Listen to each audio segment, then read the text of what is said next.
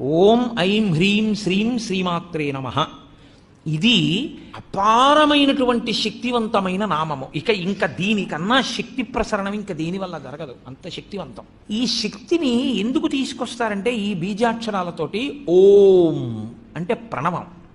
అందుకని మహత్వశక్తికి అంతటికీ కూడా ఓంకారము ప్రతినిధి. అలాగే ఐం ఇది కవిత్వ శక్తికి ప్రతినిధి. అలాగే పటుత్వం కలగాలి అంటే హ్రీం. అలాగే సంపదలన్నీ కలగాలి అంటే మనం చెప్పేటటువంటిది శ్రీం. ఇవి నాలుగు చెప్పి ఇవి ఎవరి వల్ల వస్తాయి? ఇవన్నీ కదలికలకి సంబంధించిన విషయాలు. ఇవన్నీ ఆదిశక్తి వలన వస్తాయి. అందుకని ఆ పరదేవతని పిలిచేటప్పుడు ఓం ఐం హ్రీం శ్రీం శ్రీమాత్రే నమః.